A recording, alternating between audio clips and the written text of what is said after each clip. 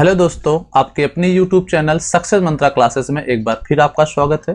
Friends, आज मैं आप लोगों के लिए लेके आया हूँ हिंदी व्याकरण के टॉप 25 क्वेश्चन। जी हाँ, हिंदी व्याकरण के टॉप 25 क्वेश्चन ये ऐसे क्वेश्चन होंगे जो आपके एसएससी जीडी के प्रीवियस ईयर के क्वेश्चन है। किसके प्रीवियस ईयर यानी पिछले जो आपके पेपर हो चुके हैं उस पेपर में आए हुए प्रश्नों को मैंने कलेक्ट किया हुआ है। ठीक है, ये टॉप 25 क्वेश्चन है, वो आपके एसएससी जीडी में तो लाभ देंगे ही देंगे।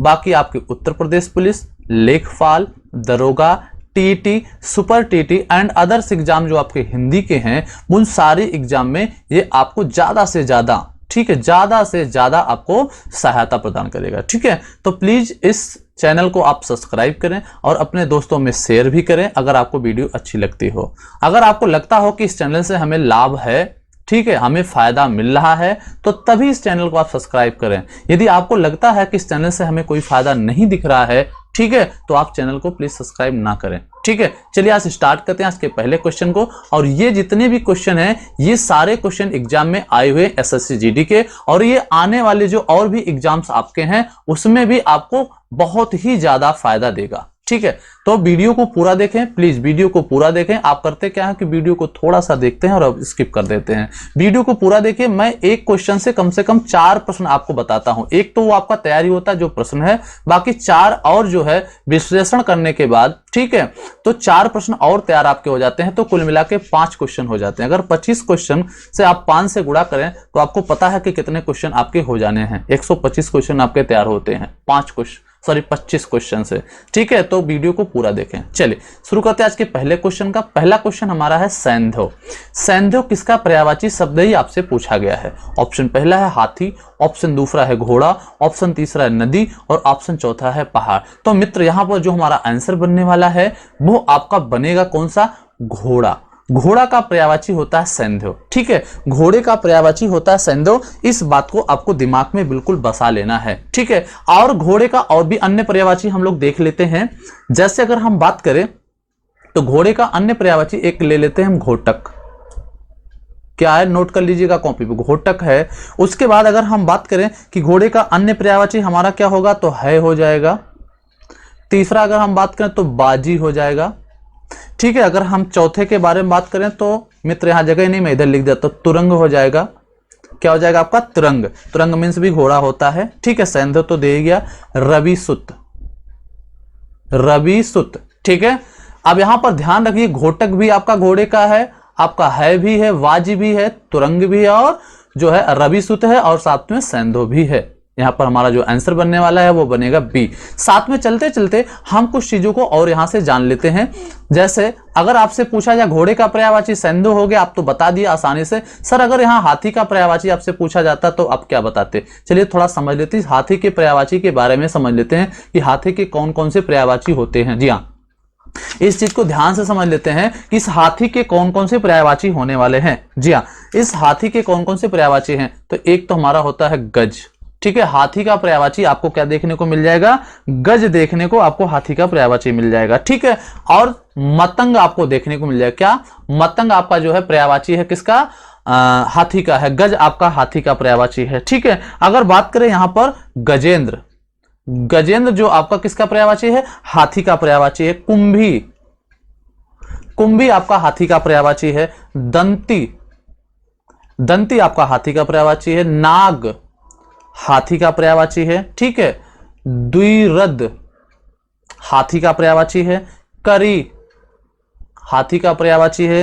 ठीक है, हस्ती हाथी का पर्यायवाची। इस बात को ध्यान से आप समझ लीजिए। घोड़ा का तो मैंने आपको बता दिया था। ठीक है, घोड़ा का बता दिया, हाथी का भी समझ लीजिए। दंती होगा, नाग होगा, द्विरद होगा, करी होगा, हस्ती होगा, गज होगा, मतंग होगा, गजेंद्र होगा और कुंभी होगा। अब यहां से कोई भी प्रश्न यदि आता है एग्जाम में तो आप बिल्कुल तोड़ फोड़ के रख देंगे। एक भी क्वेश्चन आपका बाहर नहीं जाने वाला है, इस बात को आप ध्यान से समझ लीजिए। इसलिए मैंने कहा कि एक क्वेश्चन से मैं 4 से 5 क्वेश्चन बनाऊंगा। अब एक देख लीजिए, खुद ही आपके सामने है। ठीक है, अब इसी पर लगे हाथ बात कर लेते हैं। 2 लोग और छूटे हुए हैं। कौन कौन से 2 पर्यायवाची और छूटे हैं उन्हें भी यहीं पर बस समेट देते हैं साथ ही में। हाथी मैंने बता दिया, घोड़ा मैंने आपको बता दिया, बात करने वाला हूं मैं नदी पर। ठीक है, नदी की पर्यायवाची कौन कौन से होते हैं, ठीक है, इस बात को भी आपको समझने की आवश्यकता है कि नदी का पर्यायवाची क्या क्या है। तो मित्र ध्यान रखिएगा, सरिता बहुत बार आपके एग्जाम में आ चुका, पूछा गया सरिता किसका पर्यायवाची है, तो नदी का पर्यायवाची सरिता है। वाहिनी, नोट कर लीजिएगा अपने कॉपी पे, वाहिनी भी पर्यायवाची किसका है, सरिता का है। ठीक है, अगर हम बात करें स्रोत स्वामिनी, स्रोत स्वामिनी भी किसका पर्यायवाची आपका है, तो ध्यान रखिए नदी का पर्यायवाची है स्रोत स्वामिनी। ठीक है, अगर हम यहीं पर बात करें तरंगड़ी, किसका पर्यायवाची है, नदी का पर्यायवाची, ध्यान रखने। लिखा अगर हम कहें शैवालिनी, तो किसका पर्यायवाची है, नदी का पर्यायवाची। अपगा बहुत इंपॉर्टेंट है, अपगा किसका पर्यायवाची है, तो ध्यान से समझिए अपगा जो हमारा पर्यायवाची है वो है किसका, नदी का पर्यायवाची है। ठीक है, अगर हम आपसे कहें सर शैलजा, ध्यान रख लीजिएगा शैलजा भी आपका किसका है, नदी का पर्यायवाची है। अगर हम कहें सिंधुगामिनी, किसका पर्यायवाची है, तो नदी का पर्यायवाची है। अगर हम कहें निम्नगा, किसका पर्यायवाची, तो नदी का पर्यायवाची है। अगर हम कहें नदिया, तो नदी का ही पर्यायवाची है। अगर आपसे कहें तटिया, तो नदी का पर्यायवाची है। अगर हम आपसे कहें पैसुनी, तो क्या हो जाएगा आपका, नदी का। ध्यान रखो, देखो स्रोत स्वामिनी, ठीक है, पैसोमिनी, यहां पर क्या है, शैवालिनी, ये भी आपका। अपगा, सरिता, वाहिनी, निम्गा, नदिया, सिंधु गामिनी, शैलजा, ठीक है, तरंगड़ी, ये आपकी सब किसकी पर्यायवाची है, नदी के पर्यायवाची है। ठीक है, अब यहां पर एक और बचा हुआ है, उसे भी देख लेते हैं, इसे थोड़ा सा इरेज कर देता हूं मैं। इस चीजों को आप आसानी से नोट भी कर लिए होंगे, अगर आप नोट ना कर रहे हो तो प्लीज स्क्रीनशॉट ले लीजिएगा, जिससे कि आपको आराम से सारे क्वेश्चंस मिल जाएंगे और आराम से सारे आप लगा भी पाएंगे और अच्छे से कर भी पाएंगे। चलिए देखते हैं, पहाड़ का भी हम देख लेते हैं साथ में। पहाड़ का पर्यायवाची पर्वत होगा, क्या होगा आपका, पहाड़ का पर्यायवाची पर्वत होगा, गिरी होगा, गिरी होगा। अगर हम और आगे बात करें तो हम आद्री भी कह सकते हैं, क्या, आद्री भी होगा। अगर आगे और बात करें तो भूधर हो जाएगा। ठीक है, अगर हम बात करें तो महीधर, क्या, महीधर भी आपका पर्यायवाची होगा। किसका पर्यायवाची होगा मित्र, तो ध्यान रखिए पहाड़ का पर्यायवाची होगा। अगर हम कहें कि शैल, पर्वत या पहाड़ का पर्यायवाची आपका हो जाएगा। ठीक है, अगर हम बात करें यहीं पर कि अचल, ये भी आपका किसका पर्यायवाची है, आपका पहाड़ का पर्यायवाची है। ठीक है, हाँ, नग अगर आपसे पूछ रहे हैं हम, तो नग भी इसी का पर्यायवाची। ध्यान से समझ लीजिए और नोट कर लीजिए, धरणीधर, ये भी पर्यायवाची आपका किसका है, पहाड़ का। तो देखो बहुत सारे मैंने पर्यायवाची आपको बता दिया, क्या बता दिया, पर्वत, आद्री, गिरी, ठीक है, और यहां पर शैल, ठीक है, या शैलजा, ठीक है, महीधर, भूधर, नग, ठीक है, धरणीधर, ठीक है, ये सारी चीजें मैंने आपको बता दिया है। तो अब आपके एक भी क्वेश्चन यहां से गलत नहीं होने चाहिए। ठीक है, अचला भी मैंने आपको बता रखा है। अर्थात यहां से देखिए, खुद ही सोचिए कि एक प्रश्न के कितने प्रश्न आपके बनके तैयार हो गए। तो यहां जो प्रश्न का जवाब था, वो प्रश्न का जवाब, पहले वाले क्वेश्चन का जवाब क्या था मित्र, तो ध्यान रख लीजिएगा, पहले वाले जो हमारे क्वेश्चन है उसका जवाब है घोड़ा। संदो पर्यायवाची किसका था, घोड़ा का। दूसरा क्वेश्चन देखेंगे, मोस्ट इंपॉर्टेंट क्वेश्चन दूसरा भी है। लिखा निम्न में से कौन सा दिन का पर्यायवाची नहीं, इससे बचना है। यही तो ह्यूमो माइक्रो मिस्टेक हमारा करवाता है, यही गलती करवाता है। ठीक है, नहीं क्वेश्चन। अब ध्यान दिए, पहले लिखा दिवासन, दूसरा दिवा, तीसरा वासर और चौथा है विभावरी। तो ध्यान रखिए, इसका आंसर जो बनेगा वो बनेगा विभावरी। दिवस, दिवा और वासर, ये तीनों आपके जो पर्यायवाची शब्द दिए गए हैं, ये तीनों पर्यायवाची आपके दिन के हैं। लेकिन जो विभावरी है, ये है रात्रि का पर्यायवाची है। किसका है, रात्रि का पर्यायवाची है। ठीक है, अंधेरा भी रात्रि का पर्यायवाची होता, तिमिर भी रात्रि का पर्यायवाची होता। तो 3-4 पर्यायवाची मैंने आपको ऐसे ही बता दिया, इन चीजों को आप ध्यान से रखिए। ठीक है, दोनों पर्यायवाची के क्वेश्चन थे, बहुत बेहतरीन क्वेश्चन थे। ठीक है, चलिए बढ़ते हैं अगले क्वेश्चन तरफ। अगला क्वेश्चन भी आपके स्क्रीन बोर्ड पर है। देखिए तीसरा प्रश्न देखेंगे हम। तीसरा प्रश्न देखिए आपसे कह के आ रहा है, बहुत बढ़िया क्वेश्चन है। निम्न में से कौन सा शब्द अंधकार का पर्यायवाची नहीं, फिर वही चीज, पीछे आपसे क्या पूछा गया, दिन का पर्यायवाची नहीं पूछा गया पिछले क्वेश्चन में, दूसरे क्वेश्चन में यहां कह रहा अंधकार का पर्यायवाची नहीं है। क्वेश्चन को अगर आप पूरा पढ़ेंगे तो क्वेश्चन का जवाब आसानी से दे पाएंगे। अगर क्वेश्चन को पूरा नहीं पढ़ेंगे तो आप गलती कहीं ना कहीं कर बैठेंगे। करा नहीं, अंधकार का नहीं होगा। तो ऑप्शन पहला तम, दूसरा अंधेरा, तीसरा तिमिर, चौथा है रुद्र। तो आपको एक बात समझ लीजिए, तम, अंधेरा और तिमिर, ये तो तीनों पर्यायवाची आपके अंधकार के हैं। तुम्हारा आंसर और क्या बन जाएगा? रुद्र। रुद्र पर्यायवाची हमारा अंधकार का नहीं है। ठीक है, ध्यान से समझ लीजिए, रुद्र पर्यायवाची हमारा अंधकार का नहीं है। चलिए अगले क्वेश्चन की तरफ पहुंचते हैं। ठीक है, रुद्र शिव को कहा जाता है, किसको? शिव को। ध्यान रखिए, शिव शंकर को रुद्र कहा जाता है। रुद्र का पर्यायवाची किसका? शिव के अंतर्गत आ जाएगा। ठीक है, चौथा क्वेश्चन देखें, मोस्ट इंपॉर्टेंट क्वेश्चन है। लिखा है जो शब्द किसी संज्ञा की विशेषता बतलाते हैं ऐसे शब्दों को हम क्या कहेंगे? जो शब्द संज्ञा या ठीक है, जो शब्द संज्ञा की विशेषता बतलाते हैं ऐसे शब्दों को हम क्या कहेंगे? इसे ध्यान से समझ लो। पहला ऑप्शन क्या है? विशेष्य है, दूसरा है विशेषण है, तीसरा क्रिया विशेषण है, चौथा है प्रविशेषण है। तो इस बात को समझिए। तो आप देख लीजिए, संज्ञा की विशेषता बतलाने वाले शब्द को विशेषण कहते हैं। ऑप्शन बी बिल्कुल सही हो जाएगा। ऑप्शन बी बिल्कुल सही हो जाएगा। इस बात को आप ध्यान से समझ लीजिए। ठीक है, अब दो चीजें समझना है यहां पर। एक तो आपको समझना है संज्ञा, एक समझना आपको सर्वनाम। ठीक है, इन दोनों चीजों को समझ लीजिए, अभी आराम से समझ लीजिए, कोई गलती नहीं करनी है। संज्ञा की चाहे विशेषता बतलाई जाए, ध्यान से समझो बात को, चाहे संज्ञा की विशेषता बतलाई जाए या सर्वनाम की विशेषता, चाहे संज्ञा की विशेषता या सर्वनाम की विशेषता अगर बतलाया जाएगा तो ध्यान रखिए वो क्या हो जाएगा? आपका विशेषण हो जाएगा। ठीक है, अब यहीं पर दिया गया आपको कि सर विशेषण पर विशेषण क्या है। दूसरे ऑप्शन में दिया गया आपको पर विशेषण क्या। ध्यान से समझो, जो प्रविशेषण है ये विशेषण शब्द की अगर कोई शब्द विशेषता बतलाता है वो आपका प्रविशेषण कहलाता है। ठीक है, विशेषण की विशेषता बतलाने वाले शब्द को प्रविशेषण कहेंगे। जैसे मैं अगर आपसे यही क्वेश्चन लेता, कहता राम बहुत सुंदर है। राम बहुत सुंदर है, इस बात को ध्यान समझिए। अगर क्वेश्चन केवल इतना होता राम सुंदर है तो राम की विशेषता कौन बताता? सुंदर।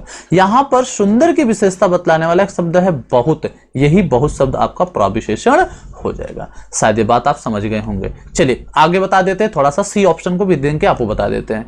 सी ऑप्शन कह रहा है क्रिया विशेषण, यानी क्रिया की विशेषता बतलाने वाले शब्द को क्रिया विशेषण शब्द कहेंगे। सर विशेष्य क्या है? सर विशेष्य क्या है? ठीक है, कह रहा है कि संज्ञा या सर्वनाम की विशेषता बतलाने वाले शब्द को विशेषण कहते हैं। तो जो ये संज्ञा शब्द है, इसी संज्ञा शब्द को हम विशेष भी कहते हैं।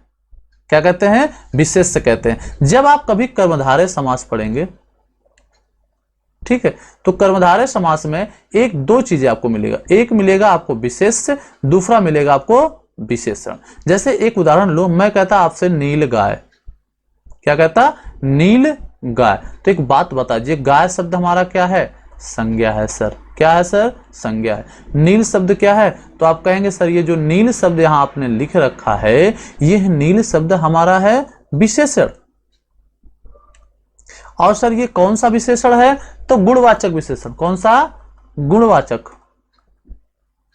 है ना, गुणवाचक विशेषण में आ जाएगा। नील का मतलब नीले रंग से है, ठीक है, और गाय हमारी संज्ञा है। तो संज्ञा शब्द की विशेषता बतलाने वाले शब्द को विशेषण कहते हैं। इस बात को आप समझ लीजिए। तो नील शब्द क्या है? विशेषण है। कौन सा विशेषण है? गुणवाचक विशेषण है। अब ये जो संज्ञा पद है, इसी में एक विशेष, अब एक बताओ, विशेषण जब हो चुका है तो बचेगा कौन सा? विशेष। इसी संज्ञा को हम क्या कहेंगे? विशेष कह लेंगे। ठीक है, तो ये सारी चीजें मैंने आपकी कंप्लीट ही कर दी। एक क्वेश्चन से कई सारे क्वेश्चन होंगे, पोस्टमार्टम हो गया समझ लीजिए क्वेश्चन का। चलिए बढ़ते हैं पांचवें क्वेश्चन की तरफ। पांचवा क्वेश्चन देखिए आपसे क्या कहना चाह रहा है। इस क्वेश्चन का जवाब देंगे आप आराम से, इसमें बिल्कुल गलती नहीं करनी है। इंपॉर्टेंट क्वेश्चन है ये आपका, ठीक है। हाँ, इस सेशन का इंपॉर्टेंट क्वेश्चन है, मोस्ट इंपॉर्टेंट क्वेश्चन। कह रहा मुख्य रूप से विशेषण के कितने भेद होते हैं? ठीक है, तो मुख्य रूप से विशेषण के कितने भेद होते हैं? ऑप्शन पहला है 3, ऑप्शन दूसरा 4, ऑप्शन तीसरा है 5, ऑप्शन चौथा है कोई नहीं, नन ऑफ दिस। यहां पर जो आंसर बनेगा वो बनेगा 4, बी ऑप्शन आपका सही होगा। लेकिन विशेषण के 4 भेद हैं कौन, वो ध्यान से देख लेते हैं। विशेषण के हमारे जो 4 भेद हैं वो है कौन कौन, उसे देख लेते हैं ध्यान से। तो विशेषण के अगर पहले भेद के बारे में हम बात करें तो हमारा होगा पहला सार्वनामिक विशेषण, ठीक है। अगर दूसरे के बारे में बात करें तो ये हमारा होगा गुणवाचक। तीसरे के बारे में अगर हम बात करें तो होगा संख्यावाचक। चौथे के बारे में बात करें तो ये होगा परिणाम, सॉरी परिमाण। परिणाम मेरे गलती मत करना, परिणाम है, ठीक है। हाँ ध्यान रखना, परिमाण माड़ होता है परिणाम नहीं होगा, इस बात को आप ध्यान से समझ लीजिए। ये तो हो गए आपके 4 मुख्य रूप से। लेकिन अगर आपसे क्वेश्चन थोड़ा सा बदल ले और क्वेश्चन आपसे कह दे कि अर्थ की दृष्टि से विशेषण के कितने भेद हैं, तो अर्थ की दृष्टि से विशेषण के आपके 6 भेद होंगे। कितने भेद हो जाएंगे? विशेषण के आपके 6 भेद हो जाएंगे। इन 6 भेदों का नाम आपके जुबान पर रटा होना चाहिए। पहला क्या है? पहला यही आपका होगा सार्वनामिक विशेषण, दूसरा गुणवाचक विशेषण, तीसरा संख्या और चौथा आपका होगा परिमाण। अर्थात हम 5वें के बारे में अगर बात करें तो 5वां हमारा कौन सा होगा? तो संबंध बोधक विशेषण। और अगर हम 6वें के बारे में बात करें तो 6वां कौन सा होगा? अगर 6वें के बारे में बात करें उसे ध्यान से समझ लीजिए। जो हमारा 6वां होने वाला है वो है तुलना। क्या है? तुलना बोधक विशेषण। ठीक है, अगर आपको विशेषण पूरा अच्छे से देखना है तो हमारे प्लेलिस्ट में जाएंगे। ठीक है, उस प्लेलिस्ट में आपको एक तरफ से विशेषण पूरा करवाया गया है, एक एक टॉपिक को बताया गया है, एक एक टॉपिक को बताया गया है। बिल्कुल, हाँ बिल्कुल, कुछ भी नहीं छोड़ा गया है। हाँ, चलिए बढ़ते हैं अगले क्वेश्चन की तरफ। यहां पर आप ध्यान से समझ लीजिए, यहां पर प्रश्न का उत्तर 5वें का क्या होने वाला है? 4 हो जाएगा। ठीक है, क्योंकि अर्थ की दृष्टि से नहीं पूछा, उसने मुख्य रूप से पूछा हुआ है। चलिए 6वां क्वेश्चन देखेंगे। मोस्ट इंपॉर्टेंट क्वेश्चन में से 6वां क्वेश्चन है आपका। क्या क्वेश्चन 6वां है उसे ध्यान से देखेंगे। 6वें क्वेश्चन को, जो क्वेश्चन आपका कह रहा है, ठीक है, उसी के हिसाब से क्वेश्चन का हम जवाब देंगे। क्वेश्चन क्या कह रहा है देखिए, ध्यान से समझिए। लिखा है सालों बाद प्रवासी पति, सालों बाद उसका प्रवासी पति लौटा, सालों बाद उसका प्रवासी पति लौटा। अब इस बात को ध्यान से समझिए, ये कहना क्या चाह रहा है आपसे? कह रहा सालों बाद प्रवासी पति उसका लौटा हुआ है। इस वाक्य में आपको बताना क्या? आपको बताना है, आपको ध्यान से समझ लीजिए, इसमें आपको बताना है विशेषण। ऑप्शन पहला है सालों, ऑप्शन दूसरा है प्रवासी, तीसरा ऑप्शन है पति, चौथा ऑप्शन है ए और बी दोनों। ठीक है, अब यहां ध्यान से समझ लीजिए, ध्यान से बिल्कुल ध्यान से। यहां पर एक बात हमें जरा आप बताइए, सोच के खुद ही बताइए कि जो ये सर लिखा गया है क्या इसमें कोई एरर तो नहीं है? जो लिखा गया है सर इसमें कोई एरर तो नहीं है? इस चीज को बताइए।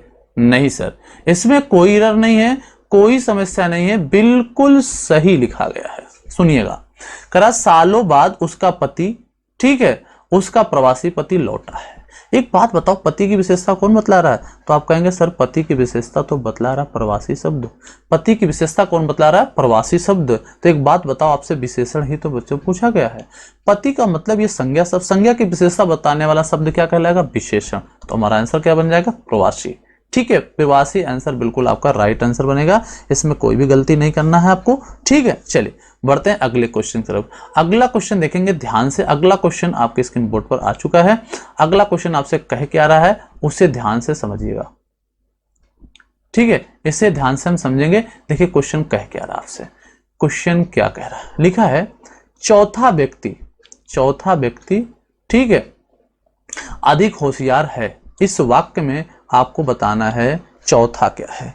इस वाक्य में आपको बताना है ये चौथा शब्द क्या है ना? तब ध्यान समझिए, पहला लिखा क्या मिला? क्रिया विशेषण, दूसरा क्या है? संख्यावाचक, तीसरा क्या है? गुणवाचक और चौथा है नानावधि, जिनमें से कोई नहीं। तो चौथा यानी व्यक्ति की विशेषता कौन बतला है? चौथा। चौथा का मतलब ये हमारा है संख्या। क्या है? संख्या। तो ऑप्शन में दिया गया संख्यावाचक विशेषण, तो हमारा आंसर बन जाएगा संख्यावाचक विशेषण। अगर आपसे पूछा जाता संख्यावाचक विशेषण के भेद कितने हैं तो आपको बताना है 2।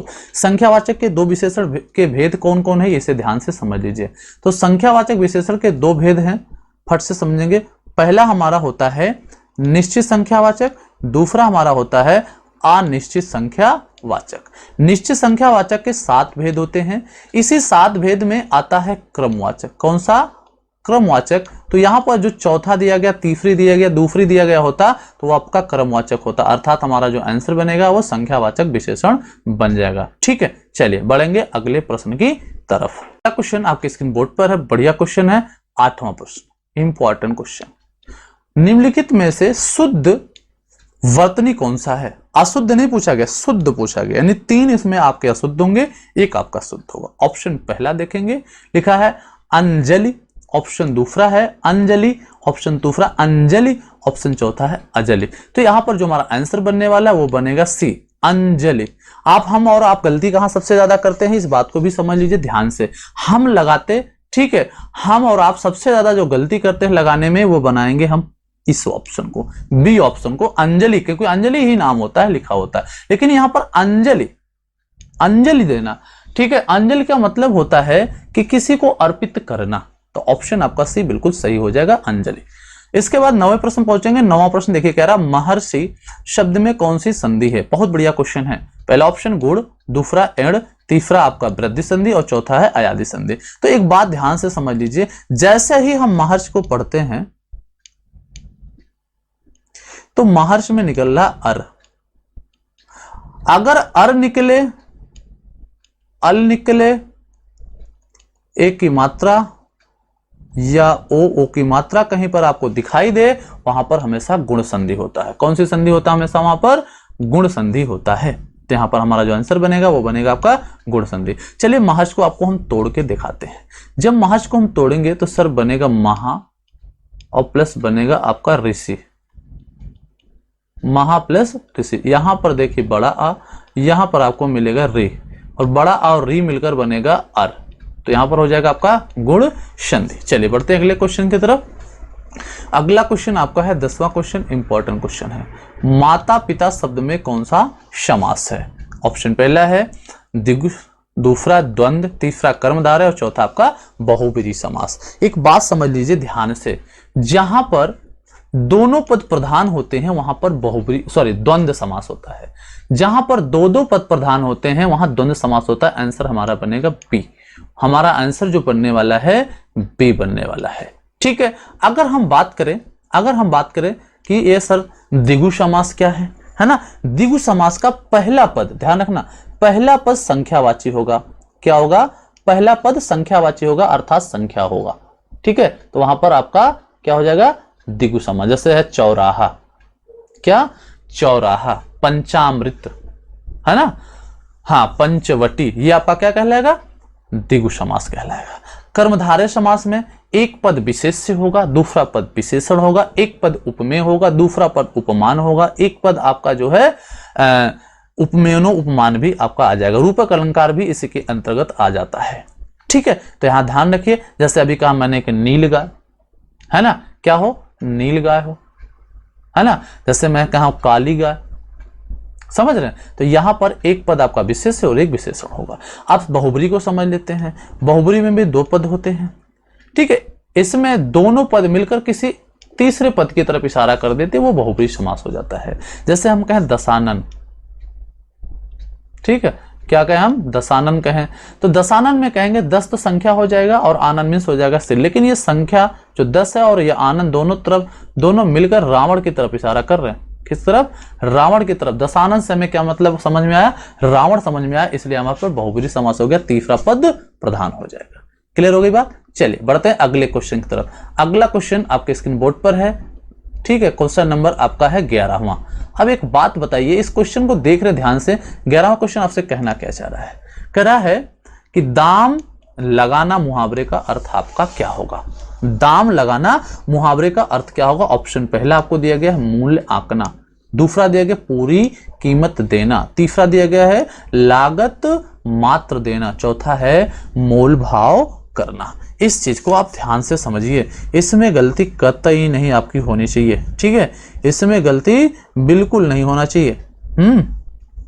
गलती करेंगे तो समझ लो फिर क्या होने वाला है ना? गलती करेंगे तो समझ लो क्या होने वाला है। आप समझ लो नुकसान अपना करेंगे यदि इस क्वेश्चन में आप गलती करेंगे। ठीक है, कह रहा है दाम लगाना। दाम लगाने का मतलब ये होता है पूरा आकलन करना, मूल्य का आकलन कर लेना। ऑप्शन ए बिल्कुल सही होगा। जैसे मान लो साड़ी की दुकान पे गए आप साड़ी खरीदने के लिए, सपोज दैट, है ना? अभी करवा चौथ बीता है, साड़ी खरीदने लोग गए भी होंगे, तो क्या है, साड़ी जब खरीदने गए होंगे तो साड़ी पे मान लो दुकानदार ने 1600 रुपये की साड़ी आपको बताई। आपने कहा नहीं सर, ये साड़ी हम 1000 रुपये तक लेना चाह रहे हैं। 1000 रुपये हमने दाम इसका लगा दिया है, आंक दिया है, किसका मूल्य 1000 रुपये तक होगा। तो यहाँ पर दाम लगाने का अर्थ होता है मूल्य आंकना। ठीक है, चलिए बढ़ते हैं अगले क्वेश्चन की तरफ। अगला क्वेश्चन 12वां क्वेश्चन, बड़ा प्यारा सा क्वेश्चन है। रिक्त स्थान की पूर्ति कीजिए। ठीक है, रिक्त स्थान की पूर्ति कीजिए। ठीक है, क्या है क्वेश्चन समझिएगा। Taj Mahal dot dot dot dot एक अद्भुत नमूना है।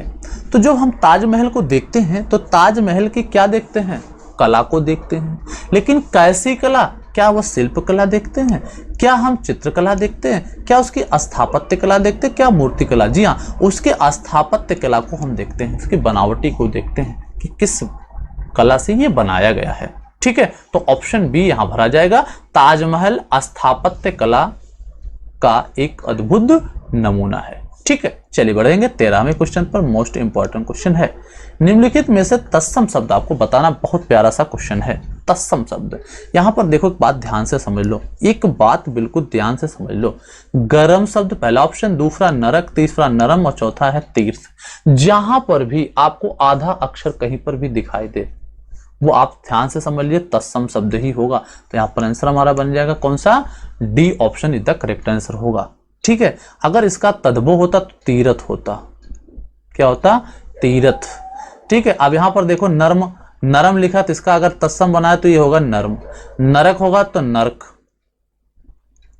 है ना। यहाँ पर गर्म है तो इसका होगा गर्म। ये आपके तत्सम, देखो ऊपर लगा हुआ रहा, ऊपर लगा हुआ आधा अक्षर का रहा, यहाँ लगा हुआ है तो यहाँ पर भी लगा हुआ, तो तत्सम शब्द हो गया। तत्सम ही ढूंढना था यहाँ। ठीक है, ये सारे तद्भव आपको दिए गए थे। ऑप्शन आपका डी बिल्कुल सही होगा। बढ़ेंगे अगले क्वेश्चन तरफ। अगला क्वेश्चन हमारा 14वां क्वेश्चन है, बढ़िया क्वेश्चन है।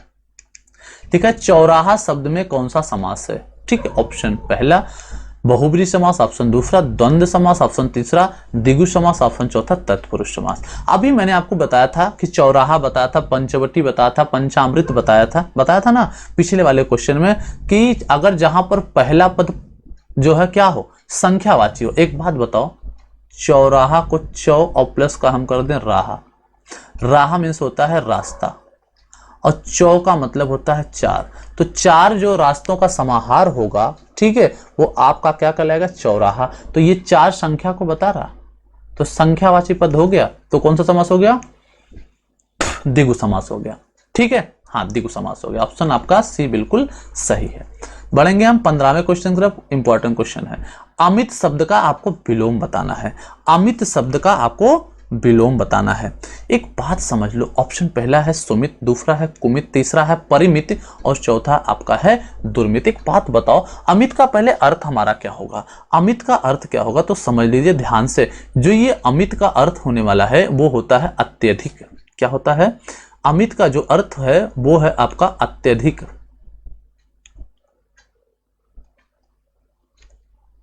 ठीक है, अत्यधिक।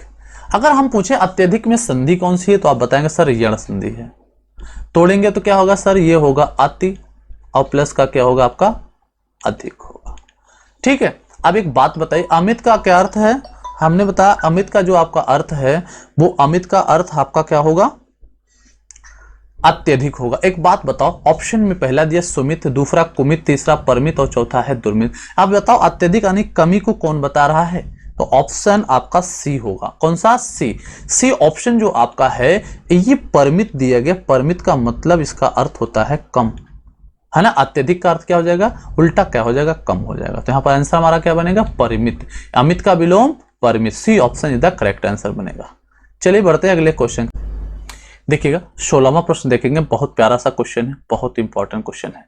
रौद्र रस का स्थायी भाव आपसे पूछा गया। ऑप्शन पहला उत्साह, ऑप्शन दूसरा है विस्मय, ऑप्शन तीसरा है क्रोध, ऑप्शन चौथा है भय। ठीक है, तो यहाँ पर रौद्र रस का होता है क्रोध स्थायी भाव। क्या होता है, क्रोध। यानी कि हमारा आंसर जो बनेगा वो बनेगा बिल्कुल सी बन जाएगा। लेकिन आपसे बात करें अगर हम भय, तो भयानक का होगा। भय जो है किसका स्थायी भाव है, तो भयानक रस का। अगर हम आपसे पूछे कि विस्मय सर, तो जुगुप्सा का होगा। किसका, जुगुप्सा का। अगर हम आपसे, या विविध कह लें, ठीक है, अगर हम आपसे कहें उत्साह किसका होगा, तो हास्य का होगा। हास्य रस का क्या होगा, उत्साह होगा। ठीक है, चलिए अब बढ़ते हैं अगले क्वेश्चन तरफ। 17वां question, most important question. Rahiman चुप है बैठिए, देख दिनन को फेर, जब नीके दिन आए हैं वतन न लागे बेर। ठीक है, अब उपयुक्त पंक्तियों में कौन सा छंद पूछा गया। अब बात करें हाँ छंद का, तो छंद हमारे दो टाइप के होते हैं। ठीक है, मुख्य रूप से छंद जो हमारे दो टाइप के होते हैं। कौन कौन सा है, समझ लीजिए। पहला हमारा होता है मात्रिक छंद, दूसरा हमारा होता है वर्णिक छंद, एक छंद हमारा और होता है, तीसरा छंद होता है मुक्तक छंद। क्या छंद होगा? मुक्तक छंद। ठीक है, मुक्तक शैली में, मुक्तक छंद में, ठीक है, एक पुस्तक लिखी गई जूही की कली।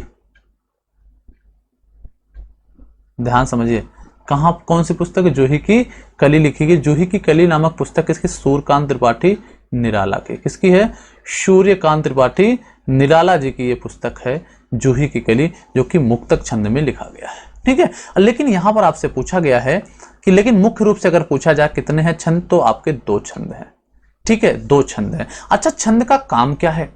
अगर आपसे मैं कहूं कि सर ये बात बताइए कि ये छंद का कार्य आखिर क्या होता है, तो एक बात समझ लीजिए ध्यान से, छंद का जो कार्य होता है वो नियम को बांधना होता है।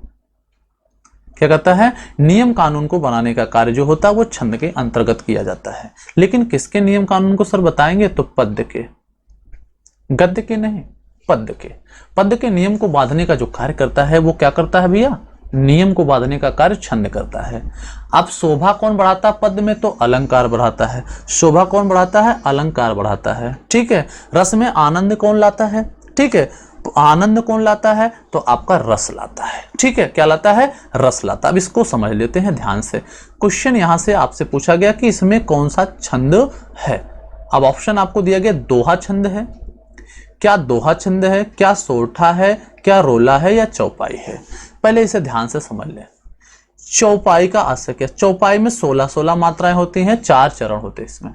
ठीक है, दोहा के बारे में अगर हम बात करें तो दोहा में भी 4 चरण होते हैं, इसके पहले और तीसरे चरण में, और यहाँ पर दूसरे और चौथे चरण में। ध्यान समझिएगा, पहले और दूसरे चरण में दोहा में 13 मात्राएं होते हैं, और दूसरे चौथे चरण में दोहा में 11 मात्राएं होते हैं। सोरठा में भी 4 चरण होते हैं, प्रथम और तृतीय, द्वितीय और फोर्थ। ठीक है, यहां पर आपके 11 मात्रा, यहां पर आपके 13 मात्रा है। इसीलिए हम कहते हैं कि दोहा का जो उल्टा होता है वो होता है आपका सोरठा। दोहा का उल्टा सोरठा, और सोरठा का उल्टा होता है आपका दोहा। इस बात को आप ध्यान से समझ लीजिए। अब अगर हम बात करें रोला का, तो रोला में कितने मात्रा है? इसमें 24 मात्राएं होती हैं। कितनी मात्राएं होती हैं? 24 मात्राएं होती हैं। अब इसे ध्यान से समझ लीजिए और गिन लीजिए। इसे ध्यान से समझ लीजिए और गिन लीजिए। मैंने पूरा पोस्टमार्टम कर दिया एक तरफ से। अब इसे थोड़ा सा मात्रा लगाकर गिनते हैं तो आपको पता लग जाएगा सर इसमें कौन सा छंद होने वाला है। मात्रा लगाने के हम विधि आपको बताएंगे। जहां पर देखिए छोटी का मात्रा लगा वहां 1 मात्रा। ध्यान से समझिएगा इस बात को, तो पूरी बात आपको आराम से समझ में आ जाएगा। यहाँ पर देखिए 1 मात्रा, यहाँ पर 1 मात्रा, यहाँ पर 1 मात्रा, यहाँ पर 1 मात्रा। यहाँ पर भी देखो छोटा की मात्रा तो 1, यहाँ पर 1, यहाँ बड़ा देखो आय की ठी मात्रा, तो यहाँ तो 2 बनेगा। यहाँ पर कितना बनेगा? 2। यहाँ पर कितना बनेगा? 1। यहाँ पर 2। यहाँ पर देखो भैया 2, 1। यहाँ पर देखेंगे 1, 1, 1। यहाँ पर 2, यहाँ पर 1, और यहाँ पर अब गिनती कर लीजिएगा। 1, 2, 3, 4, 5, 6, 6, 2, 8, 8, 2, 10, 2, 12 और 1, 13। यानी कि इसके प्रथम चरण में मात्राओं की संख्या कितनी दिखाई दी सर? 13 दिखाई दिया। यहाँ पर गिन लेते हैं कि 2, 1, 3, 2, 1, 3, 4, 5, 6 और 2, 8 और 8, 8, 1, 9 और 1, 10। 9, 1, 10। फिर से समझ लेते हैं, मात्रा एक बार फिर से गिन लेते हैं। 2 मात्रा, इसका हो गया 2, इसका हो गया 1, 3। ठीक है, 2, 1, 3, 1, 4, 1, 5, 1, 6 और यहाँ पर 10, 6, 2, 8 और 1, 9 और 1, 10। ठीक है, तो यहाँ पर 1 मात्रा, यहाँ पर देखो 2 मात्राओं, क्योंकि यहाँ पर मात्रा लगा हुआ है। अब यहाँ पर अगर हमने गिनती की तो यहाँ पर मात्राओं की संख्या आपको देखो, पहला चरण हो गया, दूसरे चरण में 11 मात्रा। अब कुछ सेंस आपके दिमाग में आ रहा होगा, सर अभी आपने बताया था कि प्रथम और तृतीय चरण में सर कितने मात्राएं होनी चाहिए? 13 मात्राएं। द्वितीय चरण में और सर चौथे चरण में कितना होना चाहिए? तो आप बताए थे सर 11 मात्राएं। तो ऐसी स्थिति कहां दिखाई देनी पड़ रही है आपको? यहां पर। तो यहाँ पर आंसर क्या बनेगा हमारा? दोहा। क्या आंसर बनेगा हमारा? दोहा। पूरे गिनने की कोई आवश्यकता नहीं कि हम पूरा सर गिनते ही बने। तो पहले में हमने देखा कि ऐसी स्थिति है 13, और हमने दूसरे में देखा इसकी स्थिति क्या बन रही है? 11। तो बस 11 13 आपको दिखाई दिया, तुरंत आपको आंख मूंद कर लगा देना है दोहा। क्या लगाएंगे आप आंसर? यहाँ दोहा लगाएंगे और आपका आंसर बिल्कुल 100% आपका सही हो जाएगा। चलिए बढ़ेंगे अगले क्वेश्चन की तरफ। अगला क्वेश्चन हमारा 18वां क्वेश्चन है। 18वां क्वेश्चन बहुत प्यारा क्वेश्चन है। देखिए क्या कह रहा है 18वां क्वेश्चन, आपके बोर्ड पर आ चुका है। क्वेश्चन ध्यान से पढ़िए। रहीमन पानी राखिए बिन पानी सब सून, पानी गए ना उबरे मोती मानुष चून। ठीक है, यहाँ पर आपसे अलंकार पूछा गया है। पिछले वाले क्वेश्चन में आपसे छंद पूछा गया था, इसमें आपसे अलंकार पूछा गया। दूसरे वाले में आपसे क्या पूछा गया था? छंद पूछा गया था। ठीक है, इस बात को आप ध्यान से समझ लीजिए। ठीक है, देखो कैसे समझेंगे। यहां पर देखो लिखा है लाटानुप्रास, दूसरा दीपक, तीसरा श्लेष और चौथा आपका वक्रोक्ति अलंकार। ठीक है, अब इस बात को ध्यान समझिए। रहीमन पानी राखिए बिन पानी सब सून, पानी गए ना उबरे मोती मानुष चून। तो आंसर होगा आपका श्लेष अलंकार। क्या आंसर बनेगा आपका? श्लेष अलंकार बिल्कुल सही हो जाएगा। क्यों, समझिएगा। यहां पर देखिए श्लेष का मतलब होता है श्लिष्ट। श्लेष का मतलब क्या होता है? आपका श्लिष्ट। श्लिष्ट का मतलब चिपका हुआ। क्या? चिपका हुआ। ध्यान से समझ लीजिए, श्लिष्ट या चिपका हुआ। अब कह रहा क्वेश्चन रहीमन पानी राखिए बिन पानी सब सून। इस पानी की वजह से क्या क्या सूना है उसे ध्यान समझिए। मोती सूना है, मानुष सूना है और चूना सूना है। ठीक है, कैसे सूना उसे समझाते हैं हम आपको। मोती से अगर पानी को निकाल लिया जाए, उसकी कांति, पानी का मतलब यहां पर कांति, और कांति का अर्थ होता है चमक। अगर मोती की चमक खत्म हो जाए तो वो मोती क्या है? सूना सूना हो जाएगा, बेकार हो जाएगा। अगर किसी मनुष्य का पानी उतर जाए, अर्थात उसकी लज्जा, ठीक है, या शर्म, उसका अगर क्या हो निकाल लिया जाए, उतार दिया जाए, तो क्या हो जाएगा? व्यक्ति सूना हो जाएगा। ठीक है, हाँ ध्यान से समझ लीजिए। अगर बात करें चूना, चूना मतलब जो हम खाते हैं। ठीक है, अगर इस चूने से बेटा हम पानी निकाल दें तो ये जो चूना है वो क्या हो जाएगा? निष्क्रिय हो जाएगा, किसी काम करने के, सूना हो जाएगा, बेकार हो जाएगा। समझ रहे हैं कि नहीं? इस बात को आप ध्यान से समझ लीजिए। तो यहाँ पर हमारा आंसर बनेगा श्लेष अलंकार। जहां पर एक ही पद के कई अर्थ होते हैं, कई मायने में अर्थ लगाए जाते हैं, वहां पर श्लेष अलंकार हो जाता है। चलिए 19वां क्वेश्चन देखेंगे। बढ़िया क्वेश्चन है। लिखा मृगनयनी उपन्यास के लेखक कौन से हैं? मृगनयनी उपन्यास के लेखक कौन है? इस क्वेश्चन को आप ध्यान से देखिएगा। क्वेश्चन को बिल्कुल भैया गलत नहीं करना है। ठीक है, ऑप्शन पहला रांगे राघव, दूसरा है जयशंकर प्रसाद, तीसरा वृंदालाल वर्मा, तीसरा है भगवती चरण वर्मा। तो यहाँ पर जो हमारा आंसर बनेगा वो वृंदालाल वर्मा बनेगा। मृगनयनी इनका एक उपन्यास है जो कि काफी फेमस है। किसका? वृंदालाल वर्मा का। चलिए रांगे राघव की अगर बात करें तो रांगे राघव सरकटी लाश को नहीं, वो तो राही मसम रजा का। ठीक है, रांगे राघव की भी अन्य पुस्तकें हैं, वो आपको आगे हम बताएंगे। ठीक है, चलिए अगर बात करते हैं 20वें क्वेश्चन पर। प्यारा सा क्वेश्चन है 20वां, इसे देखेंगे। सच्चरित्रता लिखा है ना, सच्चरित्रता किस मूल शब्द से बना है? ऑप्शन पहला है सतचरित्र, दूसरा है चरित्र, तीसरा है चरित्रता और चौथा है सच्चरित्र। तो यहां पर ऑप्शन आपका सही होगा बी, चरित्र सबसे सच्चरित्र शब्द बना। ये आपका मूल शब्द है। क्या है ये? मूल शब्द है। मूल शब्द में जो है प्रत्यय भी लगाया गया है और उपसर्ग भी लगाया गया है। ठीक है, तो आपका बन जाएगा। चलिए अगले क्वेश्चन की तरफ बढ़ते हैं। 21वां क्वेश्चन इंपॉर्टेंट क्वेश्चन है। लिखा कान का कच्चा होने का अर्थ आपको बताना कि कान का जो कच्चा होगा उसका अर्थ क्या होना है। ऑप्शन पहला है मुहावरा है, ये ऑप्शन पहला है। कम सुनना ऑप्शन दूसरा है। सुनी बात पर विश्वास करना ऑप्शन तीसरा है। दूसरी की बात मानना तीसरा है। कान का कमजोर होना, तो सुनी हुई बात पर जो विश्वास करते हैं उन्हें हम कहते हैं कान का कच्चा होना। आपका आंसर जो बनेगा वो बनेगा आपका बी द करेक्ट आंसर। चलिए बढ़ते अगले क्वेश्चन। चलो भैया 22वें क्वेश्चन को देखते हैं। 22वां क्वेश्चन आपसे क्या कह रहा है? 22वां क्वेश्चन कह रहा है लड़का सोता है, ये वाक्य संबंधित है। ऑप्शन पहला है सकर्मक, दूसरा अकर्मक, तीसरा है दोनों और चौथा ऑप्शन ननाब तेज। ठीक है, एक बात मुझे बता दीजिए जरा, सकर्मक के पहले परिभाषा समझ लीजिए। जो क्रिया कर्म के साथ आती है या कर्म रखने की संभावना को बनाए रखती है वो आपका सकर्मक क्रिया कहलाती है। अकर्मक क्रिया का वह क्रिया जो कर्म के साथ नहीं आती है और ना कर्म रखने की संभावना को प्रकट करती है, ऐसी क्रियाएं आपकी अकर्मक क्रियाएं कहलाती हैं। ठीक है, तो यहां पर जो सोना शब्द है या सोता है यह जो है आपका अकर्मक क्रिया होगा। इसके साथ में कोई कर्म नहीं आया है, ना ये जो है किसी कर्म की संभावना को व्यक्त करने में समर्थ है। तो यहां पर आंसर हमारा बनेगा B is the correct answer. तो 23वें क्वेश्चन की तरफ बढ़ेंगे। मोस्ट इंपॉर्टेंट क्वेश्चन है। परमानंद शब्द में आपको समास बनाना है। परमानंद शब्द में आपको बनाना क्या है? समास बनाना है। ऑप्शन दिया पहला तत्पुरुष, दूसरा ऑप्शन दिया गया है द्वंद्व, तीसरा है कर्मधारय, चौथा है अव्ययीभाव समास। अव्ययीभाव समास ध्यान से समझ लो, सॉरी अव्ययीभाव समास। ठीक है, अब इधर देखो ध्यान से देखो, परमानंद शब्द अगर हम इसको अलग कर दें तो ये बनेगा सर्व परम और प्लस का क्या होगा आनंद, प्लस का क्या होगा आनंद। यहां पर अगर संधि बनाए तो कौन सी संधि बन जाएगी, आप कहेंगे सर यहां पर बड़ा की मात्रा है तो दीर्घ स्वर संधि आ जाएगी।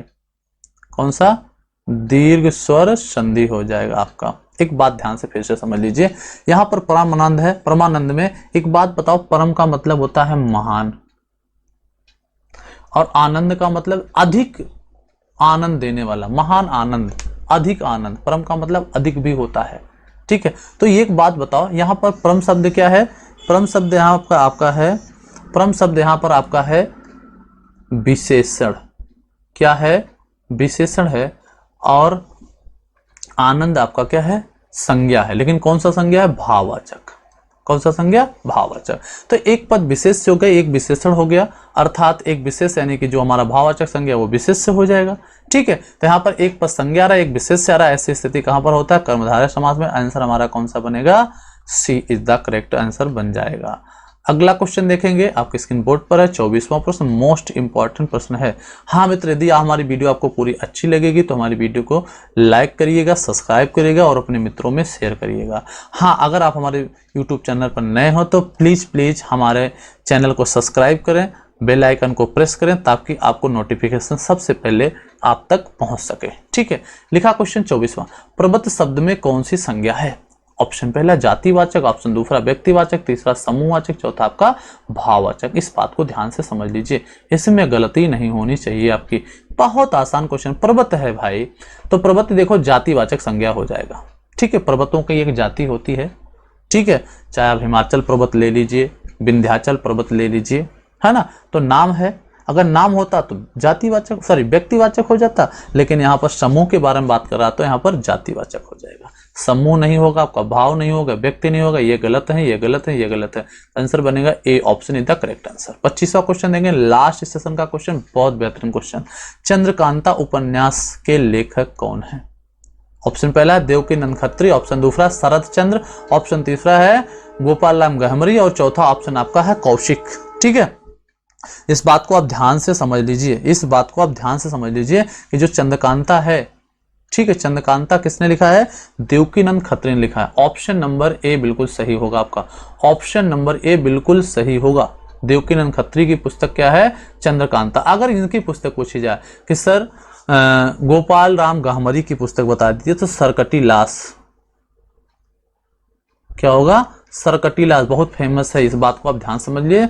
ये क्वेश्चन हमारे 25 क्वेश्चन समाप्त हो चुके हैं। अब हम मिलेंगे आपसे नेक्स्ट वीडियो में।